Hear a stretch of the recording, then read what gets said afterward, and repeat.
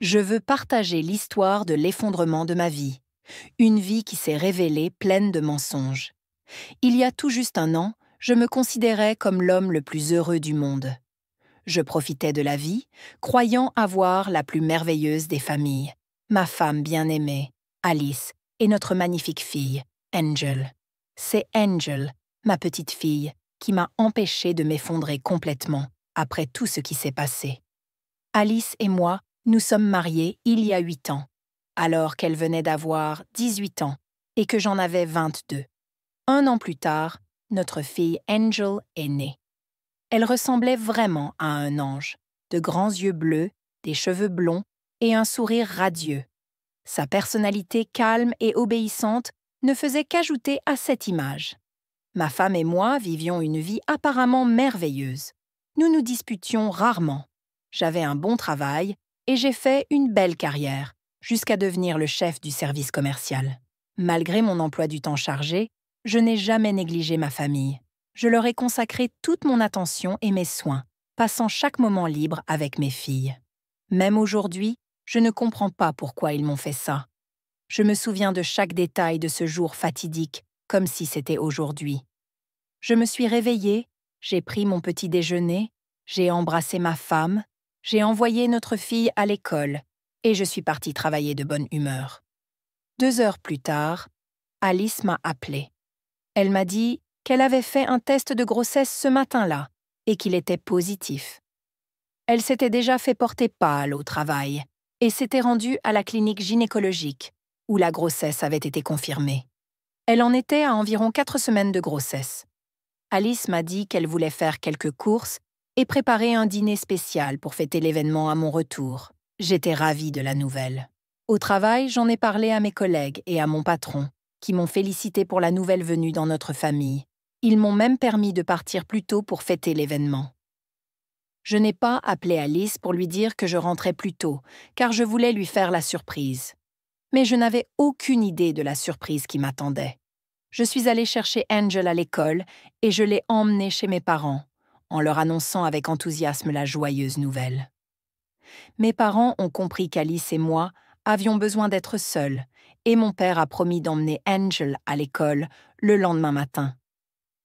Pour compléter la surprise, j'ai acheté un gâteau, un magnifique bouquet de fleurs et un collier en or en guise de cadeau. Je me suis dépêchée de rentrer chez moi, impatient de faire la fête avec ma femme. J'ai ouvert la porte discrètement, voulant la prendre au dépourvu. Elle ne m'a pas remarqué parce qu'elle était en train de chatter en vidéo avec son ami. Je suis resté silencieux devant la porte, attendant le moment idéal pour révéler mon arrivée prématurée. Mais la conversation que j'ai entendue m'a figé sur place et a fait s'écrouler mon monde. Son ami lui a demandé où en était la grossesse d'Alice et si elle était sûre que j'étais le père. « Bien sûr, c'est le sien », a répondu Alice avec assurance. La dernière fois que j'ai été avec Charlie, c'était il y a 2 mois. Et avec Joe et Nick, nous nous sommes toujours protégés. Je leur ai dit dès le début que si j'avais des enfants, ce serait uniquement avec mon mari. Puis son ami a demandé « Et le beau gosse de la série, est-ce qu'il a failli tout gâcher avec ton mari ?» Alice rit. Alice rit. Les hommes comme lui ne veulent pas d'enfants. Ils veulent juste s'amuser. De plus, les enfants ne naissent pas de relations non conventionnelles. Les 2 femmes rient, comme si rien dans cette conversation n'avait été mal interprété. Si quelqu'un m'avait poignardé dans la poitrine, avec une épée brûlante, cela ne m'aurait pas fait aussi mal que d'entendre tout cela. Je suis restée là, engourdie. Mon esprit s'emballait, mon cœur battait la chamade et ma vision se brouillait. Je ne me souviens pas être entrée dans la pièce, mais Alice s'est soudain retournée et m'a vue. L'expression de son visage m'a montré qu'elle savait que j'avais tout entendu. Sa réaction a été pathétiquement cliché, comme quelque chose sorti d'un feuilleton bon marché. « Tu as mal compris, c'était juste une blague », a-t-elle balbutié d'une voix tremblante, ce qui m'a encore plus humiliée. Elle tomba à genoux, criant et implorant le pardon, pour le bien de notre fille, pour le bien de l'enfant à naître et pour notre famille. Alice a enroulé ses bras autour de mes jambes, embrassant mes genoux et pleurant. Je regardais ce spectacle pathétique avec dégoût. J'avais envie de m'emparer d'elle, de la saisir par les cheveux et de lui hurler dessus. Mais au lieu de cela, j'ai enlevé mon alliance. Je la lui ai jetée à la figure et j'ai quitté l'appartement sans un mot.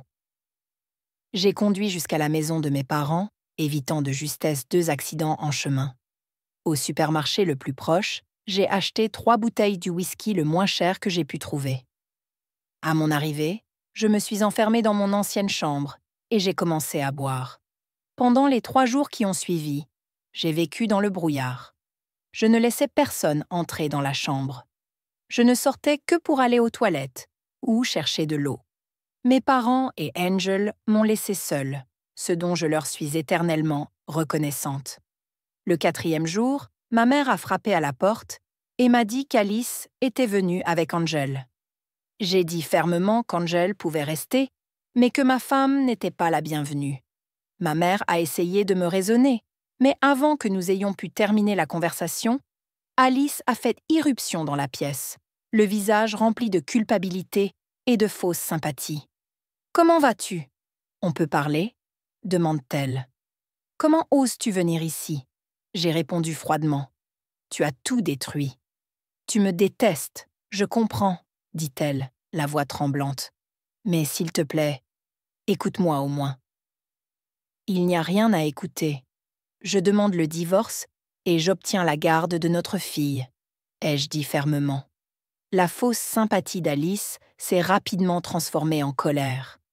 Elle a menacé de s'opposer au divorce et a même prétendu que je n'étais pas juste. Lorsque j'ai mentionné le divorce et mon intention de garder Angel, elle a eu recours au chantage, disant qu'elle utiliserait les relations de ses amants pour ruiner ma carrière et me priver de mes droits en tant que père. Ces menaces sonnaient creux. J'avais de bonnes relations avec mon patron et mes amis proches, et je savais qu'il me soutiendrait. Je lui ai dit que je n'avais pas peur de ces jeux, et je lui ai demandé de partir. Alice est partie en claquant la porte, mais pas avant d'avoir tenté de s'emparer d'Angel. Mes parents sont intervenus, refusant de la laisser s'emparer de notre fille. Au cours des mois qui ont suivi, la procédure de divorce a traîné en longueur. Pendant ce temps, Alice a donné naissance à un petit garçon. Un test de paternité a révélé, à mon grand soulagement, que l'enfant n'était pas de moi. Une fois les résultats connus, Alice a perdu le peu d'influence qu'elle pensait avoir. Et le divorce a été prononcé peu de temps après. Je ne sais pas grand-chose de ce qui lui est arrivé par la suite. Aucun de ses amants n'a voulu réclamer l'enfant ou avoir affaire à elle. Quant à moi, j'ai continué à vivre avec Angel dans la maison de mes parents. J'ai engagé un avocat pour veiller à ce que les biens soient répartis équitablement et qu'Angel reste avec moi. Au début, sa mère lui manquait, alors j'ai autorisé des visites surveillées les week-ends chez mes parents. J'ai refusé de voir Alice moi-même. J'espère qu'Angel ne ressemblera pas à sa mère et qu'elle trouvera le bonheur dans un mariage fondé sur la confiance et l'amour. Ceci est mon histoire. Si vous l'avez aimé, soutenez-nous avec un like et abonnez-vous à notre chaîne. Écrivez dans les commentaires ce que vous pensez de cette histoire. Merci d'être là avec nous.